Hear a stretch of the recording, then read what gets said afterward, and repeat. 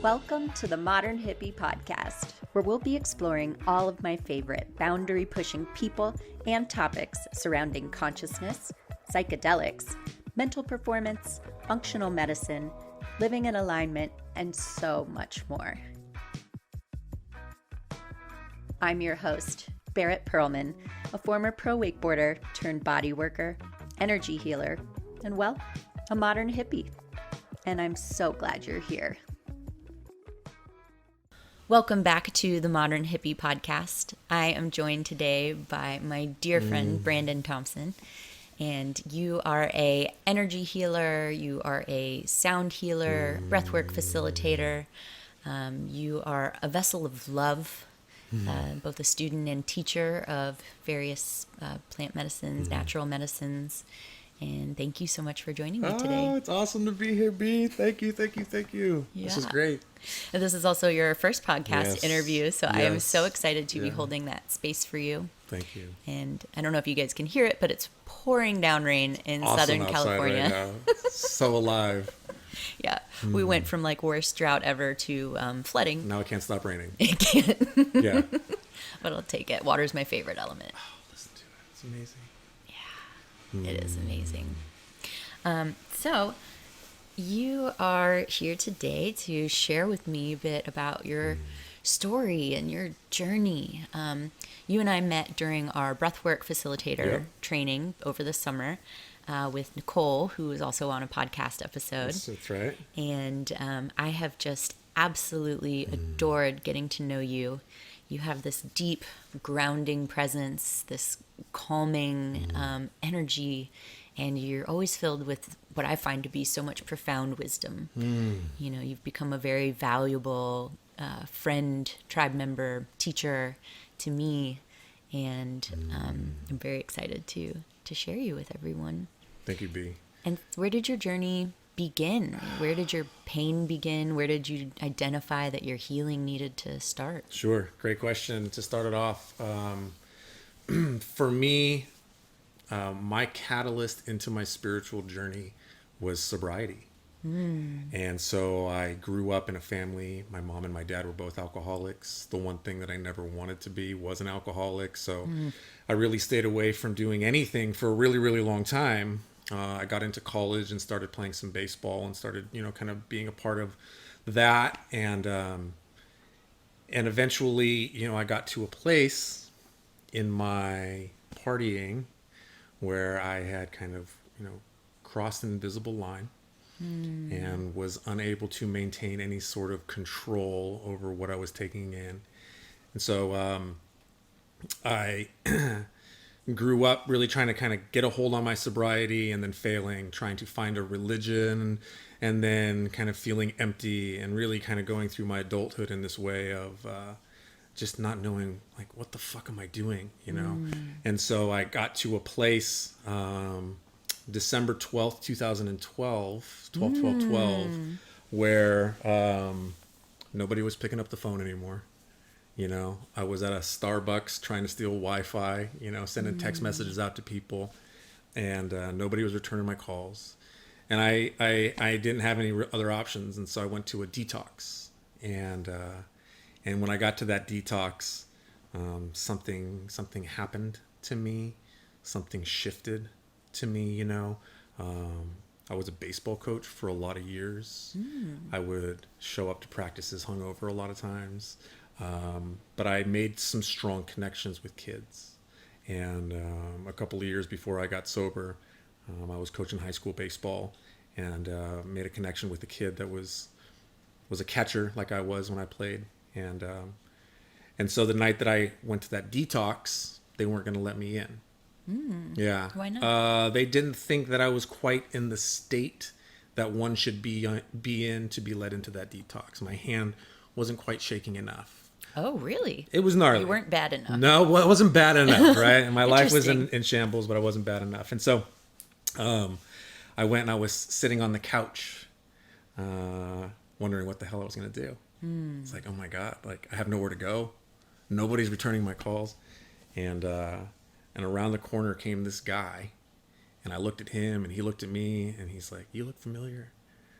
And he goes, "Did you coach baseball a couple of years ago?" And I was like, "Yeah." And he goes, "My son was the catcher that you connected with really well." He goes, "You had more of a positive impact on my son than I ever did as his father. What are you doing?" And I go, "They're not going to let me in." And he goes, "Hang on a second." And he walked around the corner, and I didn't see him for a few minutes. And then a few minutes later, the guy that wouldn't let me in comes around and goes, "Today is your lucky day." And they brought me into the office, and they let me in. And that was the beginning of my journey. It's like I was touched by a miracle in that moment, right? Where that guy being there at that time when I was at my lowest place, like kind of saying this prayer of help, you know, something showed up for me in that moment. And so I embarked on my journey, you know, and it was gnarly. I met a woman in early sobriety that had about 40 years, and she had coffee with me. And this was one of those women, her eyes were golden yellow, and they were green, and they were beautiful. And she was seeing into me while we were meeting. And her invitation to me was, "Why don't you try and get your own experience this time instead of trying to get everybody else's experience for you?" Totally. What does that mean to you? It was the invitation for me to have the courage to connect to something that made sense to me, not what other people thought that I should have. And so my heart in that moment opened to the possibility of getting my own journey. And the week before I got sober, I was sleeping in my car in a church parking lot, you know, trying to do the church thing one more time and just feeling the sense of emptiness. And I have a lot of friends that find solace in church and religion, and I love them for it. Ultimately, it just wasn't something that I like really resonated with. And so with this invitation, I really just kind of had an open heart and an open mind, and I embarked on this journey. And I got The Power of Now, and I started reading that book, you know, and that really started to shift things. And I started to pray, and I started to meditate, and I had somebody that was kind of guiding me on a path of my own unfolding. I had to clean up some nasty stuff from my past. I had to clear up some nasty stuff that was happening inside. And little did I know that something was starting to happen to my heart. The hardness, the bitterness, the coldness, the hate that I had accumulated over so much time started to be chiseled away at. And I remember one day I was in a meeting, and there was a topic. There were people were talking about forgiveness, and I was able to hear it in a way that I'd never heard it before, and my heart burst open. And I started to cry, and it was at that moment where I realized that something was starting to happen to me on my own journey into sobriety, connecting to something that's making sense to me. And from there, things really started to unfold. So sobriety was definitely my catalyst for, you know, embarking on this spiritual journey. How beautiful. Yeah, I got such goosebumps when you mentioned the guy being there to help you get into the detox center. It's like they're like your little angels that show up right when you need them the most. And do you feel like sharing some of your demons at all that you struggled with? Totally. I mean, you know, part of this work is kind of taking an inventory, like a self-inventory. And, you know, I compare myself to people.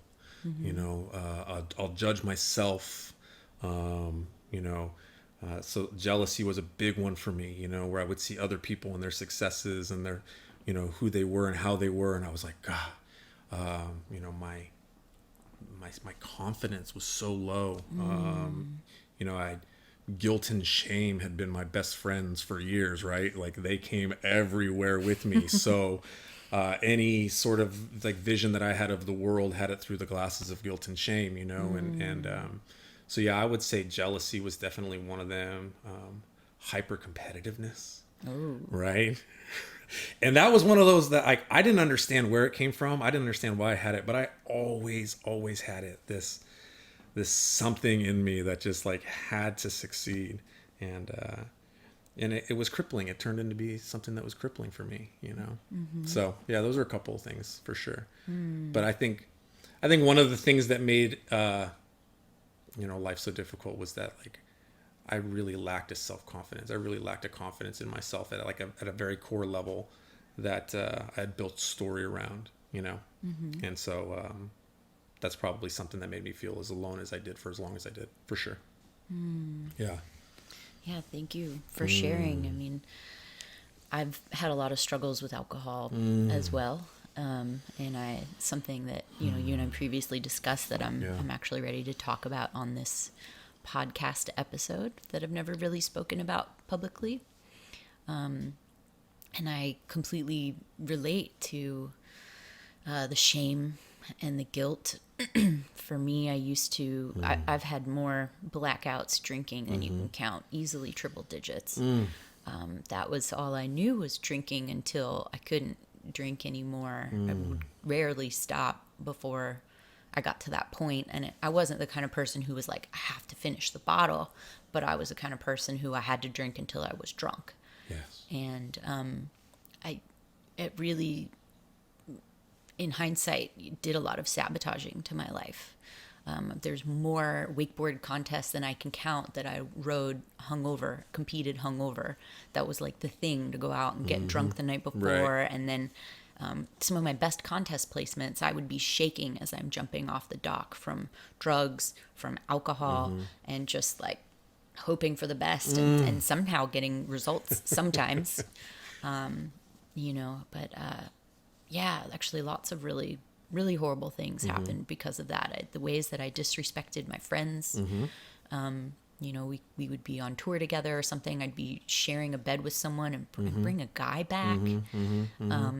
Just really terrible things. I mean, I've even throughout my life accumulated 3 DUIs. And you would think, you know, you learn from the first one, but I was like, the first one doesn't count. You know, it was like a weird situation where I was pulled over on the side of the road and having a fight with a friend trying to break back into my car. And like someone in the neighborhood here in Huntington Beach actually called the cops. I didn't even live here at the time. And so I got taken off to jail for my first time and didn't know what to do. And then also, luckily, it was Huntington Beach. They were very kind. Like, I called my dad, and my friend who had been with me was visiting from another country, and so she had been calling a bunch. So when I got out, you know, the officers were like, here, we have a bunch of messages for you. But then I very promptly got my second one about 5 months later, where I totaled my car, and it was just a nightmare. And my parents finally found out, my mom found out what was going on, and she kind of swooped in to help and get me a decent lawyer, and a great lawyer actually. But then I didn't have a car. I didn't have a car for 2 years in Los Angeles. Jeez. And if you're not familiar with Los Angeles, we have a really poor public transportation system. And I was an actress and stunt woman at the time, and I lived kind of in the hood. I lived in MS-13 gang territory in East Hollywood, luckily on a major bus line, but I would still go to all of my bookings and auditions and everything. I didn't let the fact that I didn't have a car stop me. But I would be walking the streets anytime between any hour of the day. I mean, you know, when you're walking down a gang territory street at 3 a.m. in the morning because you're still coming home from work, or I'm going to work at 3 a.m. to be there by 6 because I have to take all these different buses to get there. Yeah, it really had a devastating impact on my life. And, you know, there were even times that, well, as I've been on my healing journey, I've discovered more of just what a depressant alcohol is. You know, you want to drink because you're sad, but then you're sad and you drink, and it would just take me to these rock bottom lows. And I so easily was so suicidal on it. And the amount of times that I just was ready and started to make preparations. You know, one time I was so sure I was going to go home and kill myself that I, for the first time ever, had like $2,000 in my bank account. And I went and emptied it and handed it out on the streets because I didn't want to die with all that money in my account. And I woke up the next day, and if you as if you don't already feel low enough, Yeah. then you wake Yeah. up and all of your money's Yeah. gone. And I filed a fraud thing. I barely remember doing it, but I was like, I think someone was forcing me to take that money out. And I filed with the bank about it, and then like they gave me the money back, and then 3 months later they were like, oh nope, we've reviewed the footage and this was you. And I was like, holy shit. So yeah, like alcohol was so devastating for my life, and I've been to AA meetings. It was part of my DUI program. Right. I've done the 18-month DUI program Wow. twice now in my life. Gosh. One of the same counselors was still there the second time, and it's really humbling. They say once you get your first, you're incredibly more likely to get a second and third. The odds are just so high, and it was a beautiful space to go and share. The groups were really powerful. Yeah. I feel like an expert in DUI law in California because of it. Sure. And all the possibilities. But it's so amazing to me that alcohol is the most widely pushed drug socially in any situation. And someone recently said, it's the most commonly used and least potent. Yeah. Compared to the other plant medicines and natural medicines Yeah. that we're using now. Yeah. And Wow, it's like a little miracle that we're even having this podcast. yeah. The fact that both of us are here, we can probably both go into some stories about, reasons that we should have been dead, and so it's a beautiful thing to be here with you, in this capacity, because little did I know, getting sober, that I would offer myself up as a vessel to be used for love to shine through. Mm-hmm. And in that offering, be used, like love saying, okay. And same thing with you, in your offering and your courage to go within, right? Which is the scariest thing for anybody to do, is to go like, wait, you want me to go inside to all the things that I've been trying to ignore, right? Yeah. And for you to have done that, have said yes to that, and to continue to say yes to that, and to be used as a vessel. It's a beautiful thing to be in the presence of somebody, that is open as a vessel and is 100%, also a miracle. So, Thank you. yeah, I had a shaman friend of mine in Mexico say, if we're still here, we still got work to do, and here we are. Yeah. I love that quote going around right now, that you're only alive to the degree of which you're willing to be annihilated. Yeah. Oh, phew. And yeah, it's been really powerful for me, because I reflect on my life at all the times that I surrendered to being annihilated. Yes. That I was ready. Yeah. Just fucking take me. Yeah. Maybe if I take this Xanax, too much Xanax with the alcohol, maybe I won't wake up tomorrow. Yeah. Maybe if I just drive my car a little more recklessly, I will total it and die. Yeah. Maybe I will jump off this roof right now. Maybe I'll try cutting. I was never a cutter. Yeah. But I would sit around and research ways that I could die less painfully. When I was 15 once, I had gotten myself into a really bad sexual situation that was traumatizing for me. And my parents finally found out about it.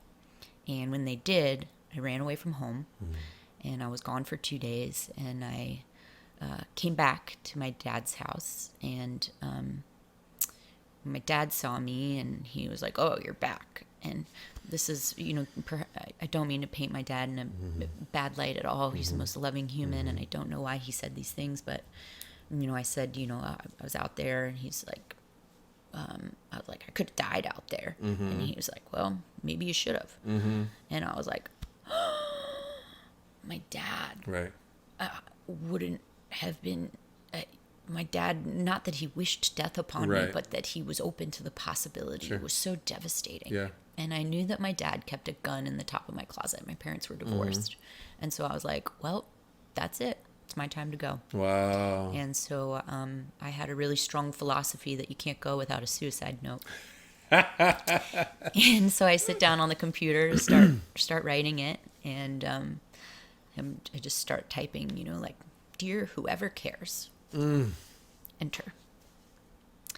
And the little blinking cursor doesn't go to the next line. I'm like, enter. The cursor won't go to the next line. And I just start hitting enter. Computer freezes. Wow. I've never had a computer freeze typing on a word. Even the computer didn't care. That's crazy. Oh my God. So I'm obviously getting really emotional right now. But I couldn't complete it. And I took it as a sign that I couldn't go. It wasn't my time. And, I don't know that at the time I really thanked the universe for telling me to stay. But was sort of definitely like, I don't know why I'm being forced to stay, but I guess I'm here for it. Totally. One of the ways that miracles show up. Mm-hmm. Just like your guy. Yeah. I think the scariest thing for myself was the fear that, like, if I were to go in, right? Because I thought about suicide too. All the time, hanging myself, making sure that the people that hurt me really knew, right? And I had convinced myself that if I were to ever really turn toward love, that first they would have to punish me. It would be like, okay, I gotta like make sure that you're aware of like how bad you were for as long as you were. And that was like a real fear for me. And that never happened. My turn into love was met by love and grace and miracles, right? That I never knew were even a possibility, as the cursor not going down and the computer freezing, however it shows up. And just giving a prayer of thanks for those miracles and the way that they show up, But it never happened. Even the fact that we're sitting here, with all of the plans that we had, it's like, no, like love has had other plans for us. Yeah. Right.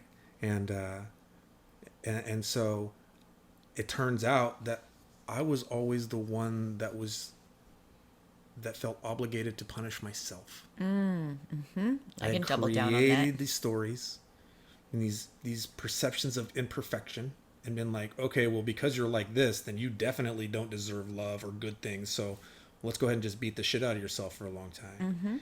And turns out that ain't right. That ain't true. That was just me the whole time. And you want to talk about something that's humbling is getting some serious clarity on that, right? That like, holy shit, it's been me the whole time. Yeah. Damn. And that was one of the more profound shifts for me, was that love was willing to meet me wherever I was, and that my perception of things had been significantly skewed against myself in ways where I felt obligated to punish myself. Yep. And so, yeah. I feel that. It's like we love to, especially when you're depressed, just dig away at the depression even more. We love to shut those out who would care about us and would love to show up. Right. And we isolate we just pick away at it like a scab until you've dug so deep that now you have a severely bleeding wound. Yeah. Yeah. But I love what you also said about, you can't love others until you can love yourself, really. Sure. Like the degree at which you can love someone else is based on the degree at which you can love yourself. Yes. And so until you start to really dig deep and find that love, I know that was really transformative for me as well. Yeah. I spent a lot of my life not really having the deepest friendships that I desired.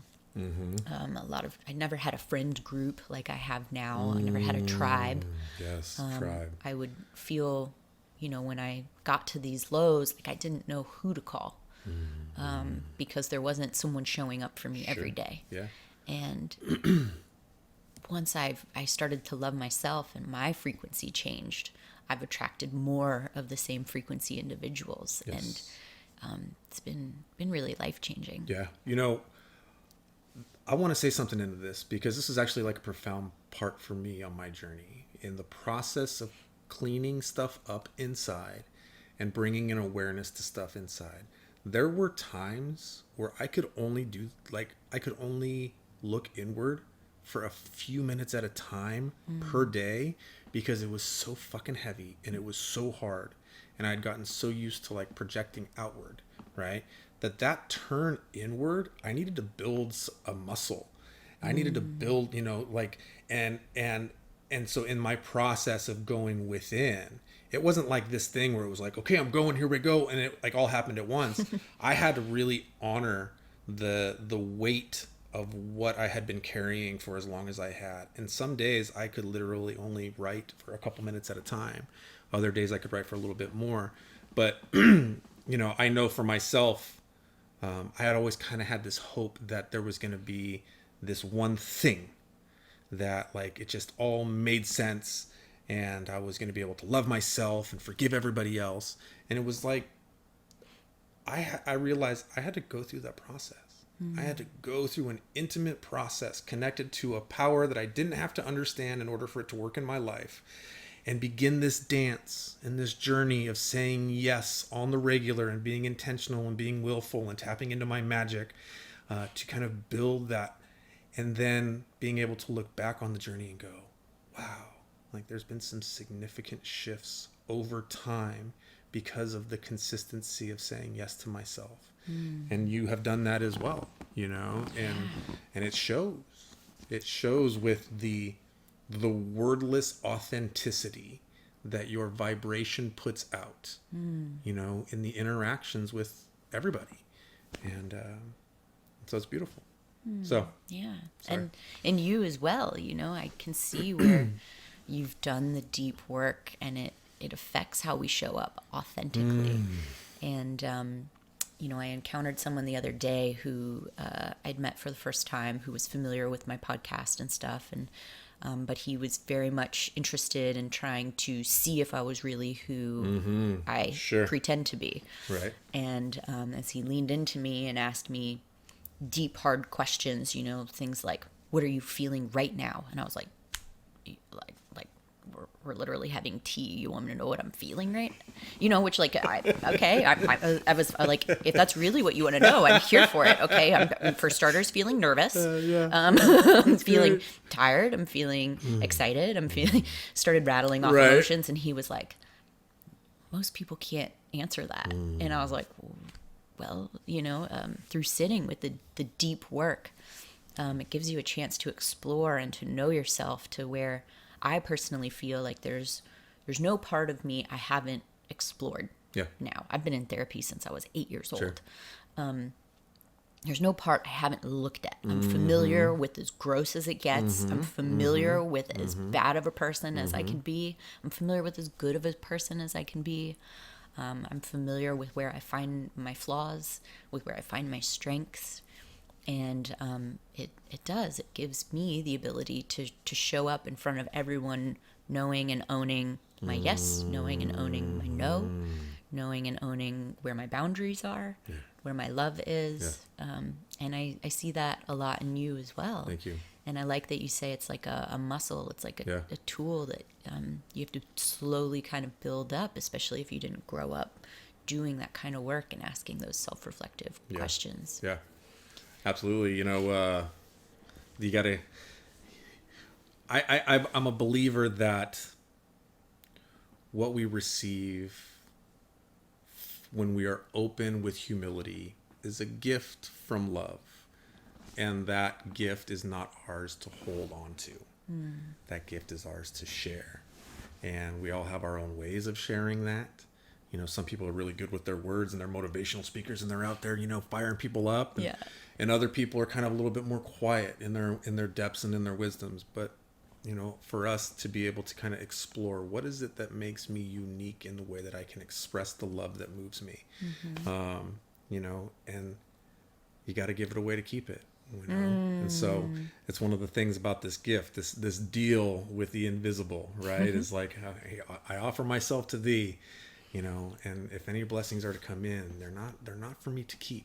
And that's been one of the more significant things for myself in my journey, is that I'm an only child that grew up with a codependent mother. Like, I am selfish to the core. I'm an only child too. Right? It's like, no. Like me, like I'm 44 years old and like I was a little disappointed with how many presents were not under the Christmas tree this year. You know what I'm saying? Like, come on. But, so there's this dichotomy of like, being willing to receive the gift of love and then being willing to give that gift away. Like, oh my God. But we're here for it. I think that's a really interesting point that you make, that really only children, I think, can relate to. But like this is something I deeply struggle with, where I grew up where all my toys were mine. Totally. Nobody else plays with my toys. No. And as I love my friends and I desire to share things with my friends, I'm like just, like everyone in my tribe loves to use my bicycle. I never use my bicycle. Yeah. Everyone else uses it way more than me. But my boundaries are like, please ask before you use. I'm like, how can I feel comfortable with people using my stuff all the time? And I had to like find this way of like, no, I want to give. I want to share my love. Yes. And I my inner child doesn't really know how to. Yeah. But my adult self is working on it. And so where are those boundaries? Like, please ask before you use. If you forgot to ask before you use, please tell me afterwards that you used it. Sure. Sure. Sure. I love it. That's a real thing. So whoever's listening, it's not an only child. This is a real thing that we're talking about right here. Yeah, it's super real. And so you're on your sober journey. Yeah. What else came into play for you? So, I just want to say I'm really enjoying this back and forth right now. I feel it's open and it's a beautiful thing to be able to be in a space that feels open and free and connective. And I hope that the viewers and the listeners are kind of feeling into that as well, because there's an alchemy that can really take place from a place of openness and vulnerability. And, so as I continued on my journey, and my life started to unfold, and I started to kind of clean up some of the wreckage of my past, and I started to cry. I became a crier in my sobriety, and I wasn't out there looking for anything. Like, I was just trying to be with myself and be with other people in a way that was a little bit more intimate. And about 3 years, a little under 3 years into my sobriety, my journey took a turn. It took a shift. Something came into my field in a way where it was so obvious and so aligned that it was like, I should really give this, some consideration. And so a good friend of mine, in his explorations of his own spiritual journey, came across the medicine, a sacrament, 5-MeO DMT. And his openness led him to go try it. And his openness led him to come back and try to tell me about it. But if anybody knows anything about 5-MeO DMT, there's no words that can describe it. So, watching him and his frustration of trying to conjure the words to describe it was pretty funny. But, he came back and said, of all the people that I know in my life, you and your journey seem to be most aligned with, what this medicine can offer someone. And I went back to the conversation that I had with that woman, that I get to have my own journey, that I get to get my own experience. And this just felt too aligned and too perfect in the way that it showed up for me to go, no, I'll do anything but that. Right. I was really trying to have an open heart and an open mind. And so I said yes. And we went on a road trip and a journey up north into Northern California. And the day of the ceremony, I was nervous. It was like my DNA could feel that something was happening, right? And my heart was pounding in my chest. It was very similar to a kid being like a 6-year-old kid on Christmas Eve, right? Just like the anticipation and the feeling. Yeah. But I knew that there was something that was happening. And so when we came into ceremony, I was nervous and my heart was really pounding, and my facilitator looked at me with this love in his eyes and offered me the invitation to receive. And that was one of the things that I had never really done before, was like to receive love. I wasn't deserving of it. And so I took in the medicine at that moment, held it into my lungs, and within a few seconds I laid back and I began to dissolve. And I began to dissolve into love and into infinity. And I was the perfect unfolding of everything all at once, in perfect love and in perfect bliss, forever and ever, right now. And there was clarity that All my life, I had been telling myself and identifying with a story that was so far from being true that it was laughable. I was it. I wasn't a witness to love. I was love. I was the becoming. I was the unfolding. And all I could say in that moment was, oh my God.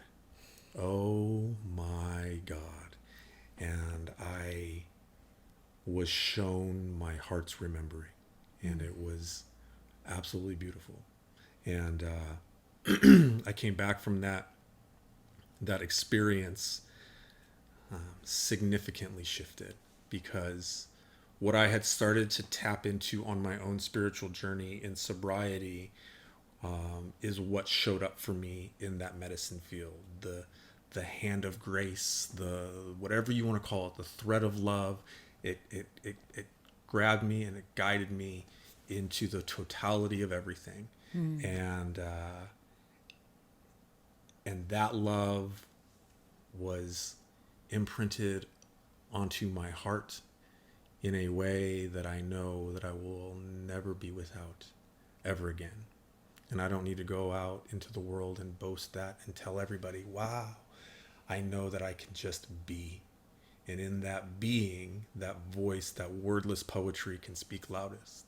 And so, yeah, it was absolutely by far the most profound experience that I'd ever had in my entire life. The moment that man walked around the corner and detoxed, let me get into detox, I was guided by angels, by higher beings, and I was shown all of the secrets to love's expression behind the veil. And so then my journey really began. Yes, it did. Yeah, because then there's the integration aspect of that, But my connection to that experience, I think the most beautiful thing about it was that there was a familiarity to it.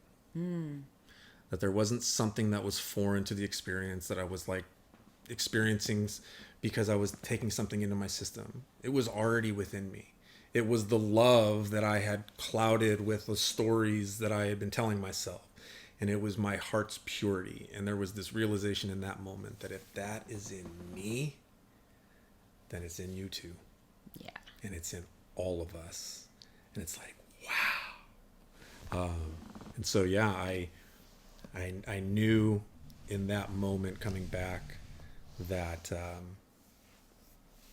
that my journey had led me to that perfect unfolding, and I was grateful for the willingness to get broken to the place where I opened myself up and said, I don't know, God, take me, do what you want with me. And here we are. So That's so beautiful. Thank you for sharing that. Yeah.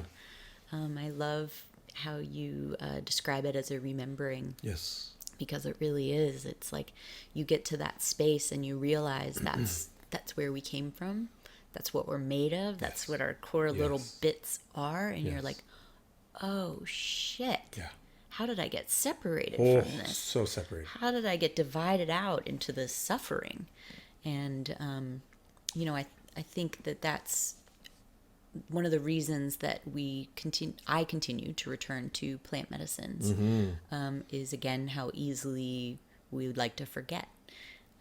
But when I forget, I enjoy tapping back in and experiencing that love and that all connectedness again, and then it helps me carry that through and remember and hold it in my heart until times get so tough again that I'm like, I need to remember. I desire to remember. Yeah. And something that's funny that I'll share with you is when I came back, like from that experience, whatever it was, 30 minutes, 45 minutes, I was shifted, and I woke up the next day and all desires for competition were like removed from me. Oh. I no longer had any desire for like competition in any way, shape, or form. It was weird. And as somebody that was like a fierce competitor growing up, that was a humongous change within me, you know? And I just want to speak that into the session because, you know, with this medicine, there are significant shifts that can happen within, you know, and being able to navigate that and being willing to navigate that is an important thing. Yeah. It's interesting. I noticed a bit of that in myself too, like having been a professional wakeboarder. Totally. I love to compete against everyone for everything. Yeah. And now with my more loving capacity, I take more of a step back and I'm much more okay when other people win. But I still have like surfing that I get really, what I like about it is it makes me really competitive against myself. There you go. Because there's really no one else I'm competing against surfing, but I still get, it's like my one ego outlet still. And have you continued on using natural medicines? Great question. So, I have, you know, I've had the experience in the past of trying to get sober and relapsing and knowing in the moment that I have tapped into a misalignment with spirit in a way that was quickly separating from any sort of like essence that I was connected to. And, you know, with this medicine, with this sacrament, there has never once been a moment of misalignment. It has been extremely important to myself to check in with myself every time that I go into this work to see what my intention is and where my integrity is. You know, am I doing this for something, for some reason that is selfish, you know? And so in my work, since my first experience, which was September 22nd, 2015, about seven years ago, a little over 7 years ago, you know, I've continued to work with the medicine in different ways. For a few years, I did very big work to continue to go into the full release, the full surrender, the all. Since then, I've started to do lower dose work to navigate the realms of infinity, however you want to put that. I've also gone to Mexico to do intentional work with shamans that are heavy and dark, to go into some of the really dark places and to be held in those places, to acknowledge those places, and then to find some freedom from those places. And that sometimes that work requires some big support.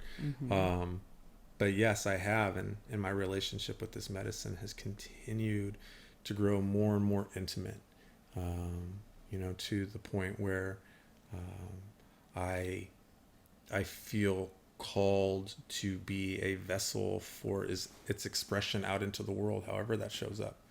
And that's humbling, you know, that's humbling because there's, in my opinion, nothing more precious than love. And this work calls for an intimacy with love. And as human beings, we are not taught how to do that growing up.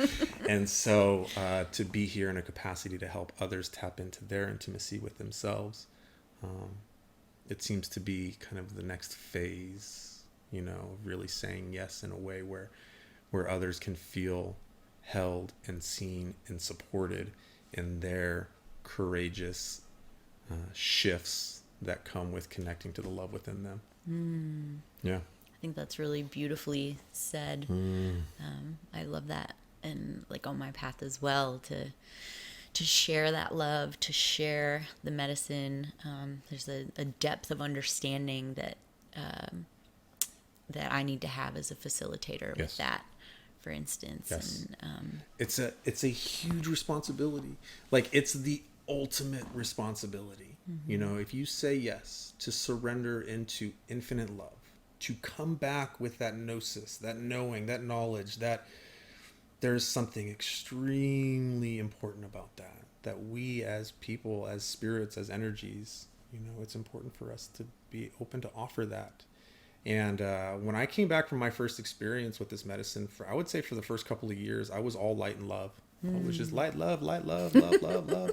And then, you know, I realized there was some work that needed to be done.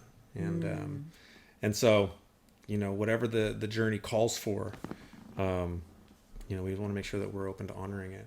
How are we doing on time? Oh, we're great. Yeah. Yeah, we're great on time. Trying to be conscious of your time, but also getting lost in this beautiful conversation. It's so good. What do you think is a draw to people for Bufo, right, for 5-MeO DMT? My hope as an individual is to somehow carry myself in a way where others are curious, perhaps to what's going on, right? Again, not to be boastful, but just to be open, energetically and connected and aware to that isness, that infinite love. And I think that more and more people have a curiosity, that they're seeing that there seems to be something going on with more people out there, that these people were connecting to something that is authentic. This isn't just like some experience. This is a happening. This is a knowing. This is something that is profound. And so I hope that people are becoming more curious to the possibility that like everything that they've been told growing up might not be true, and so with that, I encourage those who are listening to be open either to stepping into yourself more intimately into that love, and for those that are curious, really looking at like, what's my intention behind wanting to go deeper within myself. And but there is a shift that's happening. We're part of it. We are here for it, and it's real and it's necessary. I can't watch the news anymore. I can't partake in any of that. It's like the things that I care about now are significantly less than anything before. Everything comes in a very, very distant second to my connection and my awareness and my being a vessel for love. That's not because of some decision that I made on a personal level. That's because the medicine continues to work its way through me in this way, I believe. And so, Did I answer your question? I think so. I don't even remember what the question was. I think so. Just about what may draw people to 5-MeO DMT specifically. I also want to say this too, like from a place of reverence for this medicine. It's powerful. It's very, very powerful. The best way I could describe it, you can give a million men a million years to try to describe what the experience of God is like. And at the end of that time, all of them would have barely begun to scratch the surface. Yeah. It is so far beyond mind. It is so far beyond anything that the mind can comprehend that, to say yes to this work is to, check in and to make sure that there's an intentionality to the way that one is living, because the medicine work itself and the experience of God is so profound, but the integration of that work is so important. And we have to be ready and willing to partake in that as well. Yeah, it really is. I know for me, my experiences with 5-MeO DMT, the experience itself is relatively short, especially compared to mushrooms, ayahuasca. But the lessons that I continue to get from it afterwards are really profound and deep. Sometimes I would have like reactivation dreams at night where I would learn more and I would experience more. Maybe sometimes I had dreams where I was just being reborn and reborn and reborn. Other times I had dreams where I would die and die and die. But, I had my second 5-MeO ceremony. I had this just profound lesson about surrendering that was just a huge pillar of my life for the next 4 months, and continues to be that getting ready to get surrender tattooed on me. That was so powerful and the key to so much of living life and living existence. And so the integration work for me around that is every day. Am I surrendering? Am I being too hard on myself? You know, I think that's something a lot of people can relate to. 100%. Is my to-do list is Yeah. always insanely long. I love my friends, but they do kind of remind me sometimes that I rarely hang out because I'm always working. Yeah, right. And but I enjoy always working. I have a lot of things I want to birth into this world creatively, and they take my time. But you know, surrendering also into the idea that if it doesn't get accomplished by the time I think it should be accomplished, that's okay too. Sure. And a lesson from the plant medicines, from the natural medicines. I mean, the second time that I ever did medicine, I came out of my experience, and the first thing that I said to my facilitator was, "I'm sorry. I'm sorry because I was convinced that there was ambulances and firefighters there that were ready to take me away because I thought I had like some crazy experience, right? Because I didn't surrender." And he's like, "What do you think happened?" I just laid still, but I thought for sure that there was a lot going on, and there wasn't, you know. And I had a tough time surrendering, and I think the lesson for that is that sometimes we're not going to be able to surrender. Like sometimes we're human beings, and we're going to have a very, very tough time surrendering. So bringing gentleness and compassion to ourselves in those moments of difficulty and surrendering is an important thing, you know, and because not every time we're gonna have that, you know, open, expansive experience. Sure. You know. Yeah, but in my last 5-MeO ceremony, there was a moment where my third dose, everything got wildly out of control. And I am not a control person. I know, being in the medicine experience, that I desire to relinquish control, but what I had already relinquished, all of a sudden, it felt like a flood, like a deluge all over my face. I thought I was vomiting all over my face. I also thought my left eye was completely swollen, blimped up. I thought for sure that my facilitator was going to have to take me immediately to the hospital. And I came out of it, and as soon as I could open my eyes, I looked up to him, and I was like looking for panic in his face and didn't see it. And so I was like, and I finally asked, I was like, "Is my face swollen?" And he was like, I don't see. And he started looking real close. I was like, "No, it would be really obvious, like hospital obvious." And he was like, "No, you're okay." And I was like, "Oh, okay. Then I'm going to start calming down and relaxing," because that was my own energetic experience. But I've had some similar things recently on doing like 5 grams of penis MV psilocybin in the desert recently, where like I had some Bufo reactivations that kicked in from it that were wild, and I got stuck in the mirror with something in my eye, and it was like all the colors and the sensations of the Bufo resurfaced. And actually, not my spirit guide, but a channeler's spirit guide that I've worked with before showed up and was there kind of helping me through it. His name's Red Eagle. And then there were other times where like I thought I took too much of the psilocybin, so I'm getting ready to purge, and all I'm doing is just like hacking up in the toilet, and then finding my peace with the beauty of the medicine doing its work. But yeah, to walk away with those, and then integrate those, and to find the love and appreciation too for the experiences that are uncomfortable. For sure. I'd like to share something into this, if that's okay. Yeah, please.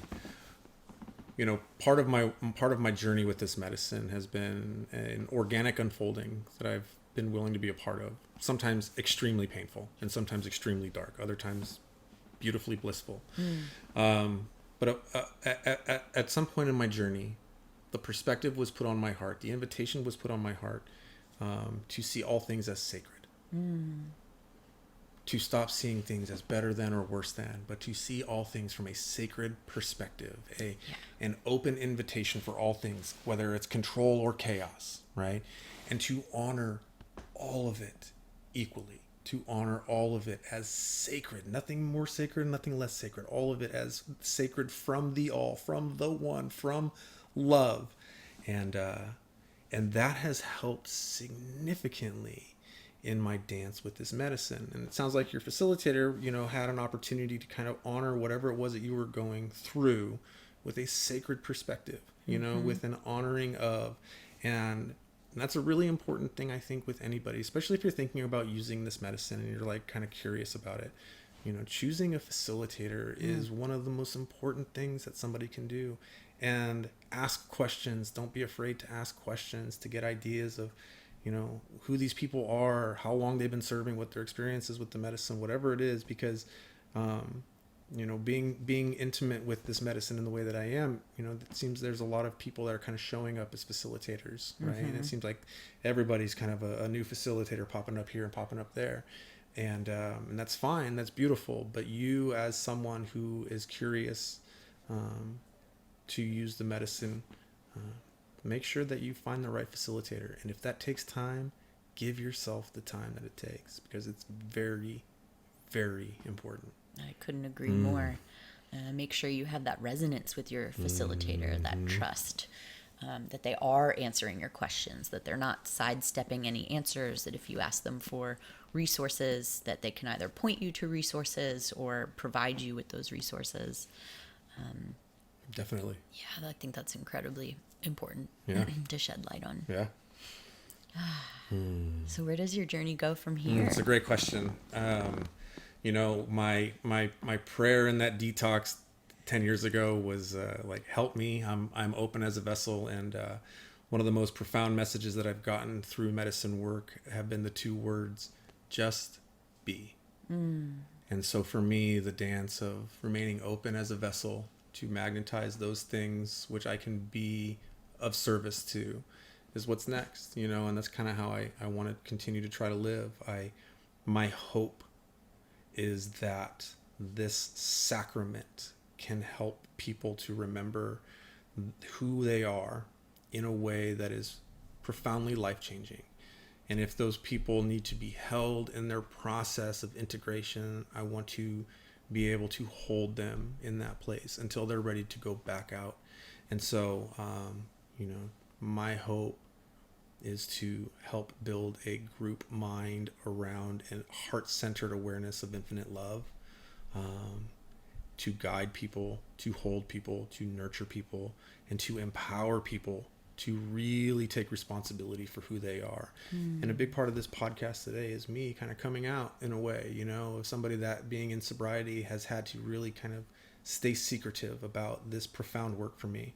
And I sit in meetings and I see people that I'm like, I know these people could use this medicine, especially if they're having a difficult time with kind of connecting to the spirit, And so my hope is to remain balanced, to use that discretion, and to, be available in any way that I can to be a vessel of love wherever I go.